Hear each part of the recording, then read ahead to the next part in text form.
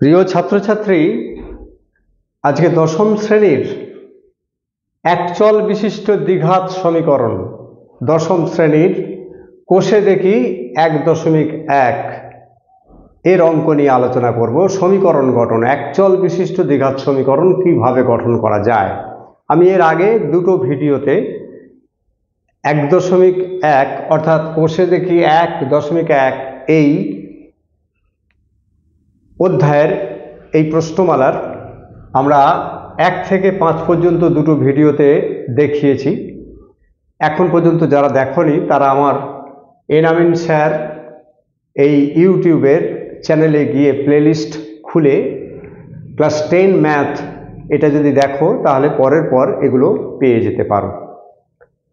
দেখো, আমরা 6 অঙ্কে বলা আছে নিচের বিবৃতিগুলি থেকে একচল বিশিষ্ট দ্বিঘাত সমীকরণ গঠন করি। 5-এতে ওই একই রকমের ছিল, এটা আরেকটু জটিল করে দেওয়া আছে। যাই হোক, একটি আয়তক্ষেত্রের কর্ণের দৈর্ঘ্য 15 মিটার। দেখো, একটু আয়তক্ষেত্রর চেহারাটা আমরা একটু এঁকে ফেলি। এটা আয়তক্ষেত্রের চেহারা দিলাম। এর কর্ণের দৈর্ঘ্য, কর্ণ কাকে বলে না, কোনো চতুর্ভুজের যে কোনো বিপরীত দুটি কোণের সংযোজক রেখাংশকে কর্ণ বলে। অর্থাৎ এই কোণের সঙ্গে এই কোণের যোগাযোগকারী সরলরেখা একে কর্ণ বলা হবে, এই কোণ থেকে এই কোণে একেও কর্ণ বলা হবে। তাহলে একটা চতুর্ভুজের দুটো কর্ণ, তাহলে আয়তক্ষেত্রেরও একটা কর্ণ। তবে মনে রাখতে হবে আয়তক্ষেত্রের কোণটি হলো 90 ডিগ্রি, চারটে কোণই 90 ডিগ্রি। তাহলে এর 15 মিটার কোণটা হলো, এইটা হলো 15 মিটার। তার দৈর্ঘ্য প্রস্থ অপেক্ষা 3 মিটার বেশি, প্রস্থ অপেক্ষা 3 মিটার বেশি। তাহলে মনে করি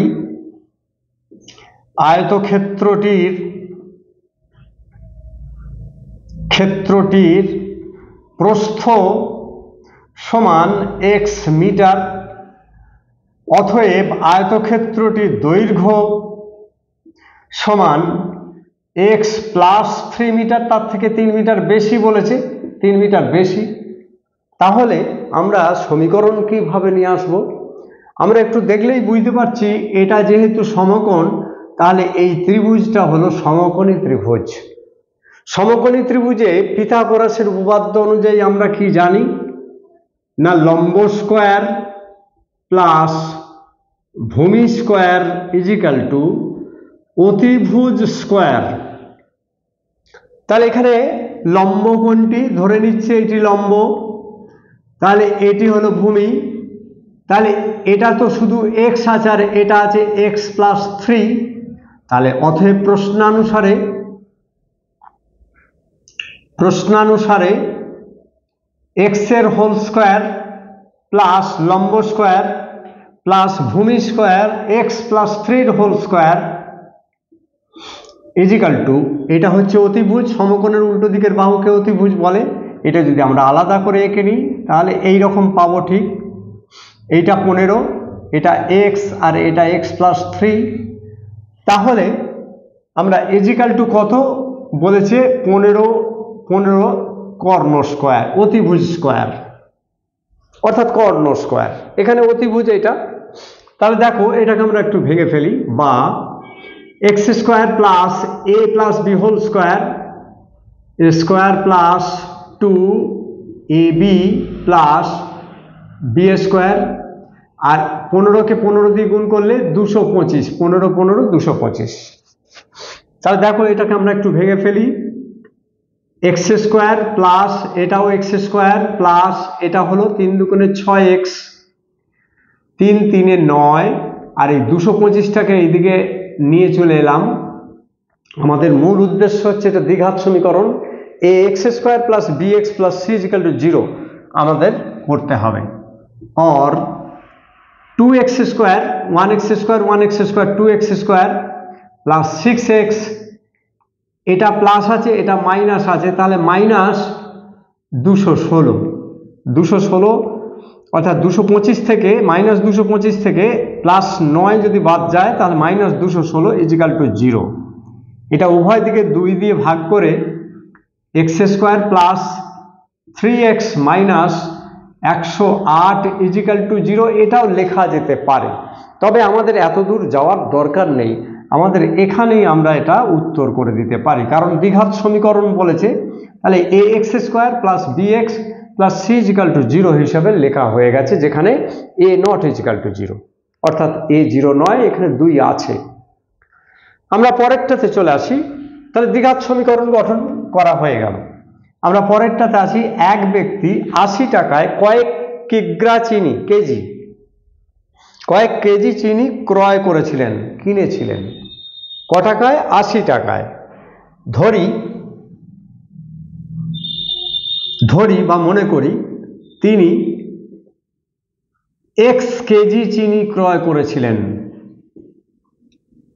চিনি ক্রয় করেছিলেন মানে কিনেছিলেন।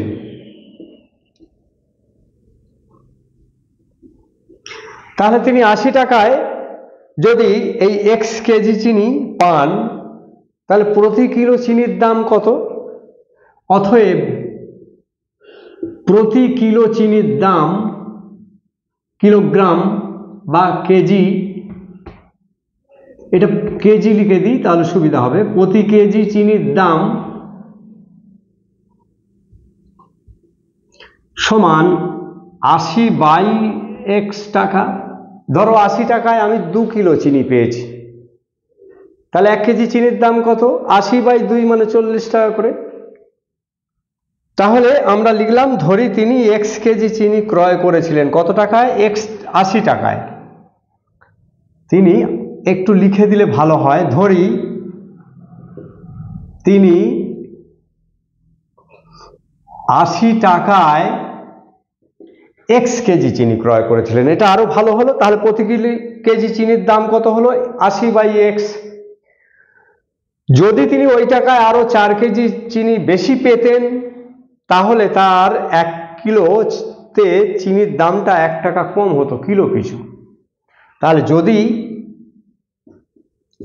তিনি আরো 4 কেজি চিনি বেশি পেতেন, তাহলে প্রতি কিলো চিনির দাম কত হতো? তাহলে প্রতি কেজি চিনির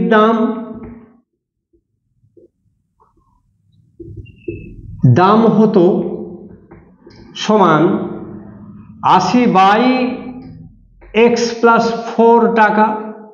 বলছে এটা 1 টাকা কম, আগেরটা 1 টাকা বেশি, এটা 1 টাকা কম। অতএব শর্তানুসারে বা প্রশ্নানুসারে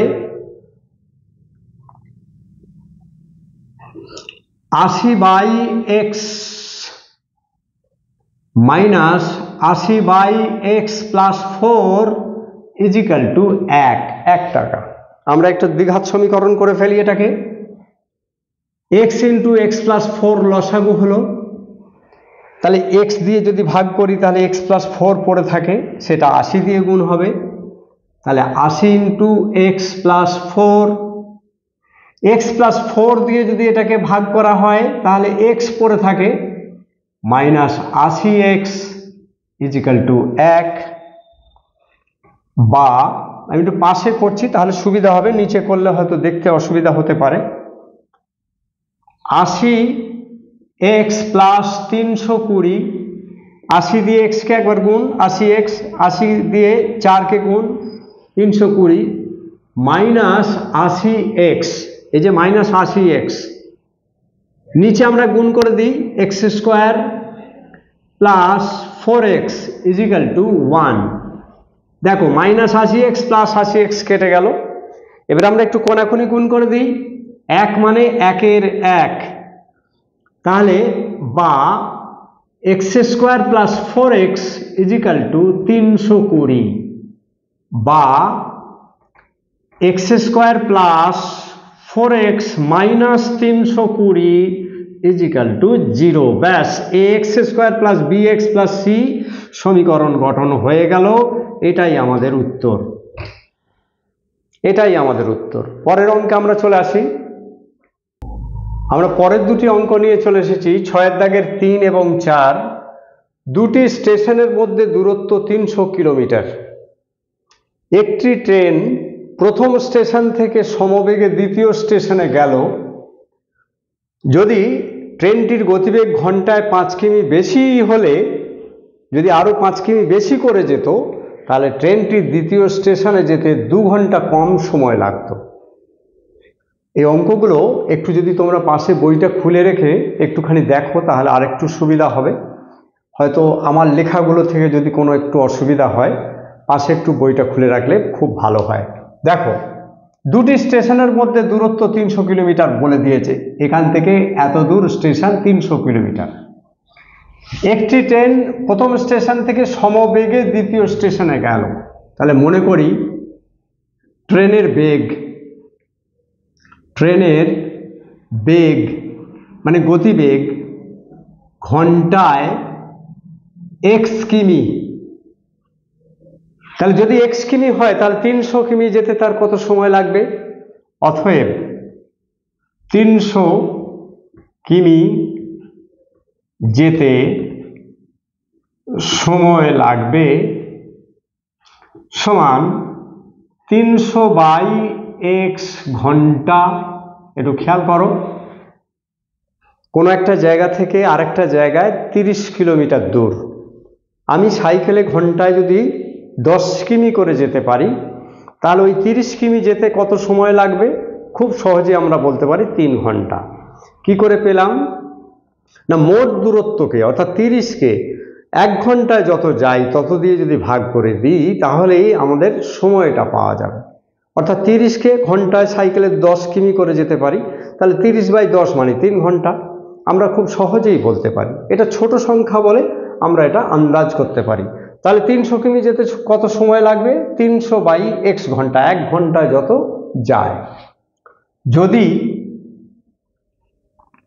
ট্রেনটি আরো 5 কিমি বেশি যেত, 5 কিমি পার ঘন্টা বেশি যেত, তাহলে সময় লাগতো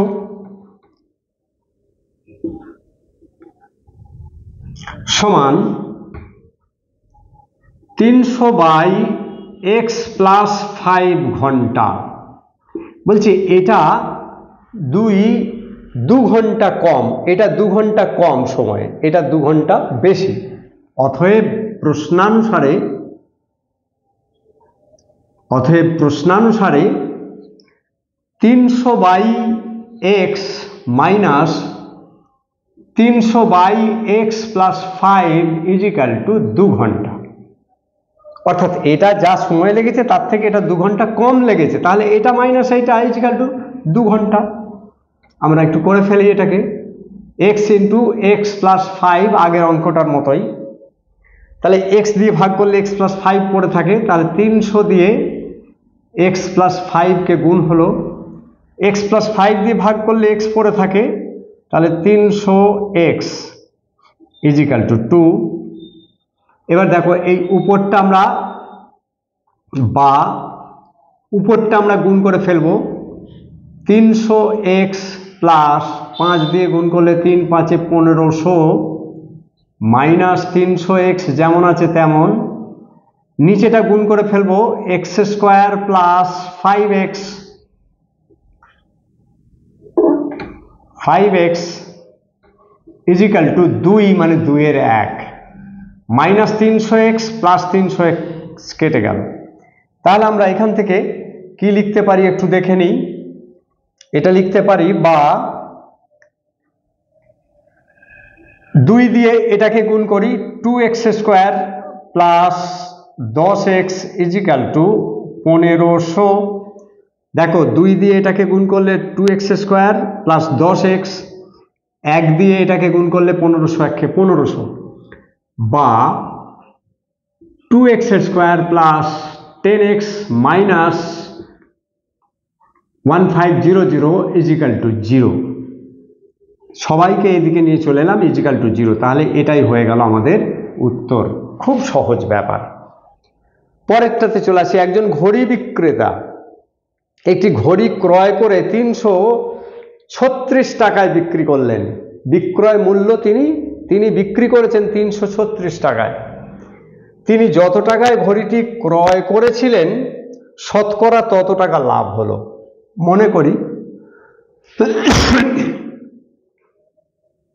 মনে করি তিনি ঘড়িটি x টাকায় কিনেছিলেন, অতএব প্রশ্নানুসারে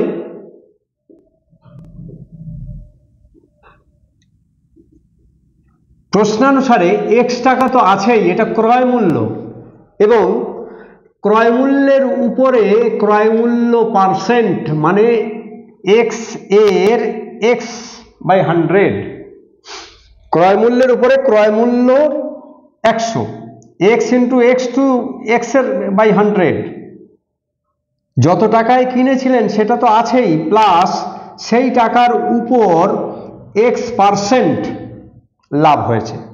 আমরা যদি আরেকবার একটুখানি এইভাবে লিখি, x into x% equal to 336, এটা পার্সেন্টকে আমরা কি করব, x plus x into x by 100 equal to 336, বা x plus x square by 100 equal to 336, বা 100 লসাগু করে দিই, আমরা 100 লসাগু করে দিই, তাহলে 100x, 100কে 100 দিয়ে ভাগ করলে x স্কোয়ার হয় ইজিক্যাল টু 336। এবার আমরা একটু কোনাকুনি গুণ করে দেবো, এর তলাতে কত আছে, কিছুই নেই, তার মানে 1 আছে, এইটা আগে গুণ করব, বা 100x plus x square equal to 33600। এবারে একটু সাজিয়েও নেব, x স্কোয়ারটা আগে নেব কারণ দ্বিঘাত সমীকরণ, প্লাস 100x তারপরে x এবং তারপরে শুধু সংখ্যা ইজিক্যাল টু 0। ব্যাস, এটাই আমাদের হয়ে গেল দ্বিঘাত সমীকরণ। আমরা পরের দুটি অঙ্ক নিয়ে চলে আসি। আমরা পরের দুটো অঙ্ক নিয়ে চলে এসেছি। স্রোতের বেগ ঘন্টায় 2 কিমি হলে রতন মাঝির স্রোতের অনুকূলে 21 কিমি গিয়ে ওই দূরত্ব ফিরে আসতে 10 ঘন্টা সময় লাগে। আমরা দেখে নিই, মনে করি নৌকার বেগ ঘন্টায় x কিমি, অতএব স্রোতের অনুকূলে মানে স্রোতের হয়ে, স্রোতের দিকে মানে স্রোতের অনুকূলে 1 ঘন্টায়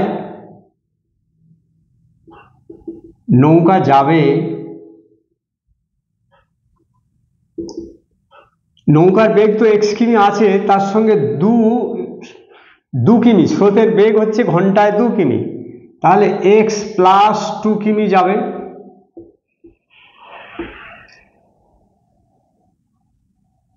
এবং স্রোতের প্রতিকূলে, অনুকূলে তো গেল, যদি স্রোতকে ঠেলে যেতে হয়, স্রোতের প্রতিকূলে 1 ঘন্টায় নৌকা যাবে 2 কিমি কম যাবে, 2 কিমি। তাহলে অতএব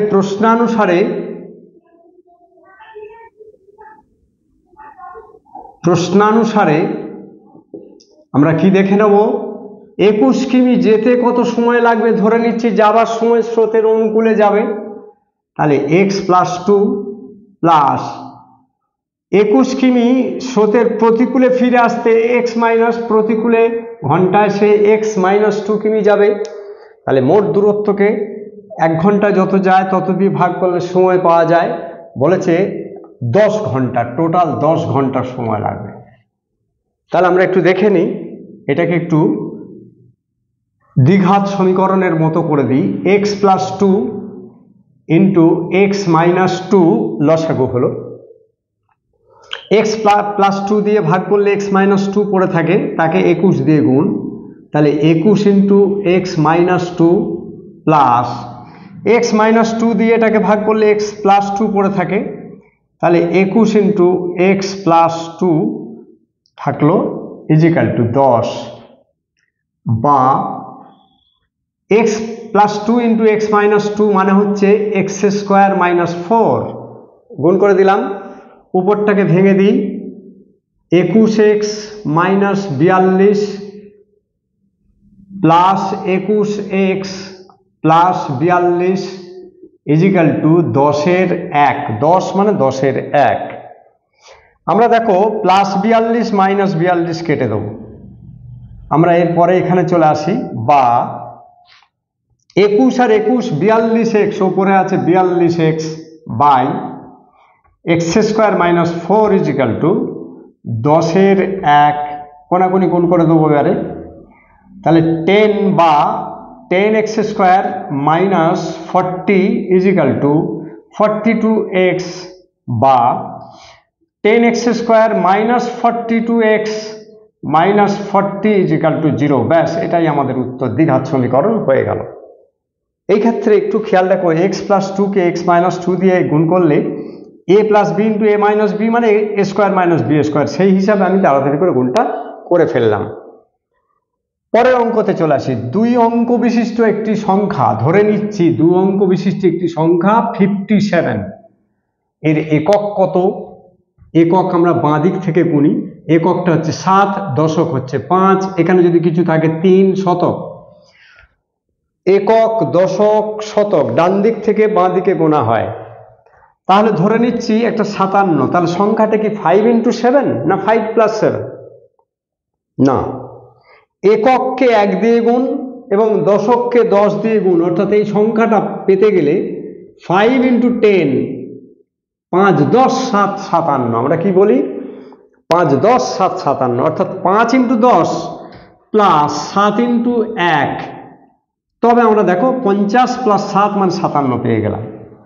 তাহলে একক এবং দশকের সংখ্যার যখন অঙ্ক করব আমরা খেয়াল রাখবো, দশক মানে তাকে 10 দিয়ে গুণ করলে সংখ্যাটা পাওয়া যাবে, প্লাস একককে 1 দিয়ে গুণ করলে সংখ্যাটা পাওয়া যাবে।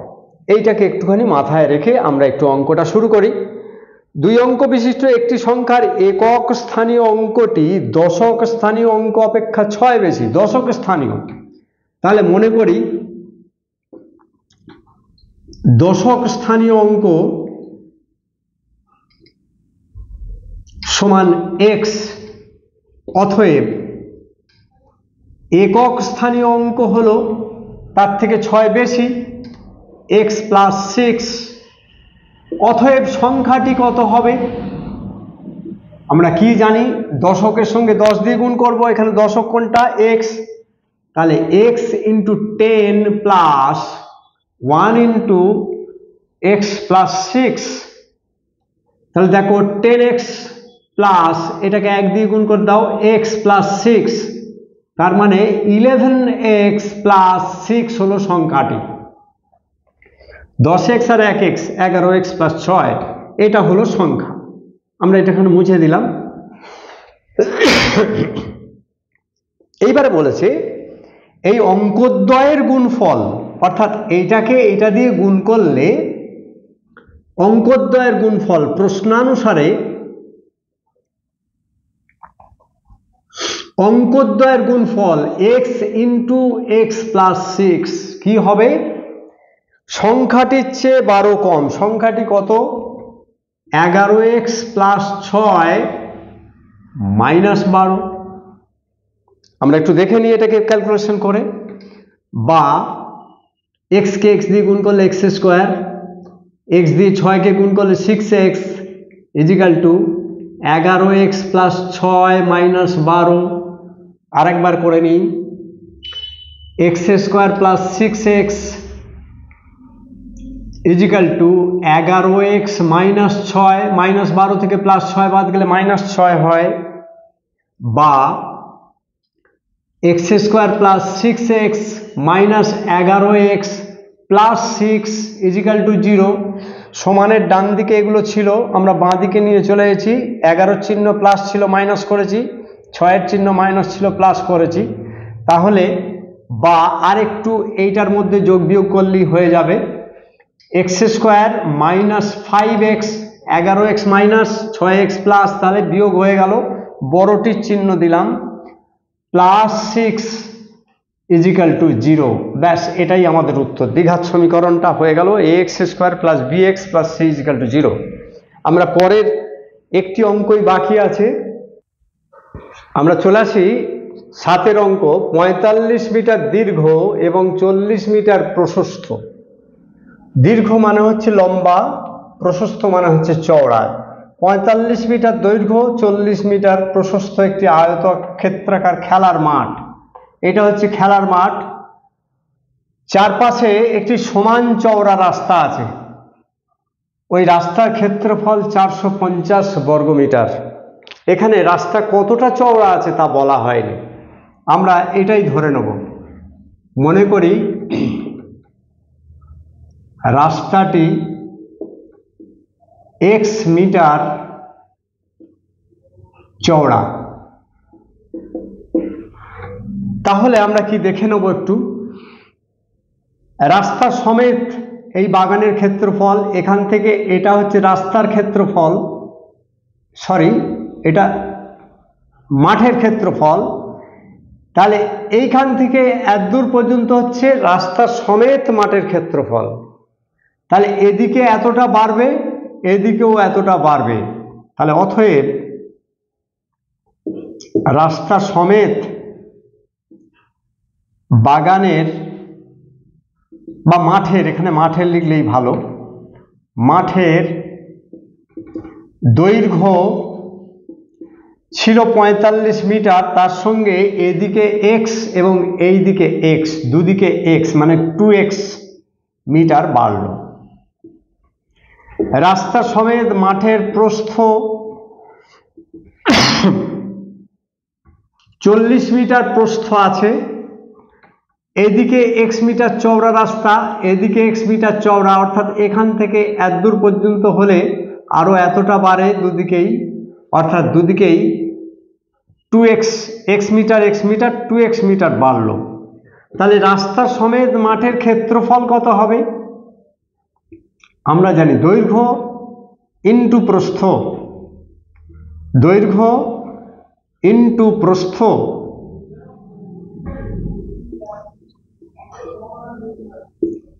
এত বর্গমিটার। আমরা একটু পরে ক্যালকুলেশন করে নেব, অবশ্য এখনো করতে পারি, কোনো অসুবিধা নেই। 45কে 40 দিয়ে গুণ করলে 4 5 20 শূন্য আর থাকলো 2, 4 4 16 2 18, 1800। 40 দিয়ে 2x কে গুণ করলে 80x, 2x দিয়ে 45 কে গুণ করলে 45 দিয়ে 90x, 2x দিয়ে 2x কে গুণ করলে 4x স্কোয়ার। একটু ঠিক করে নিই, 4x square plus 170x plus 1800 এত বর্গ মিটার ক্ষেত্রফল রাস্তা সমেত। কিন্তু এবার রাস্তা বাদে ক্ষেত্রফল, রাস্তা বাদে মাঠের ক্ষেত্রফল কত হবে?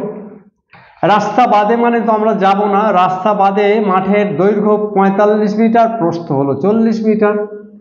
তাহলে 45 গুণ 40 সমান 1800 বর্গমিটার। বলা হচ্ছে এটা রাস্তা সমেত আর এটা রাস্তা বাদে, এটা রাস্তা বাদে, তাহলে এটা বাদ দিলেই তো 450 হয়। অতএব প্রশ্নানুসারে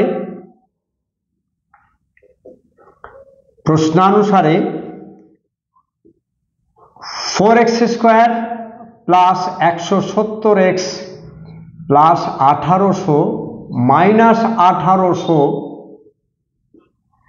ইজিক্যাল টু 450, তাই নয় কি? এটা হচ্ছে রাস্তা সমেত ক্ষেত্রফল আর এটা রাস্তা বাদে ক্ষেত্রফল, রাস্তা বাদে ক্ষেত্রফল। তাহলে এই দুটোর মধ্যে আমরা যদি পার্থক্য করি তাহলে 450 বর্গমিটার পাবো। আর দেখো একটু করে নিই, 4x square plus 170x plus 1800 minus 450 সমান 0 সব কটা একদিকে নিয়ে চলে এলাম, তাহলে কি হলো 4x square plus 170x minus 450 equal to 0। ব্যাস, এটাই আমাদের দ্বিঘাত সমীকরণের আকারে প্রকাশ হয়ে গেল। এরপরের আমরা এখানেই সমাপ্ত করলাম। একের সমস্ত অঙ্কগুলো হয়ে গেল 3টে ভিডিওতে। তোমরা যাদের একটু ভালো লাগলো তারা লাইক দিও, বন্ধু বান্ধবদের মধ্যে শেয়ার করো। আর আমি পরের 1, 2 বা 1, 3 অঙ্কগুলো পরের ক্লাসে পরের পর ভিডিও ক্রমান্বয়ে দিতে থাকবো, তোমরা একটুখানি ফলো করো। আজ এই পর্যন্তই, ধন্যবাদ।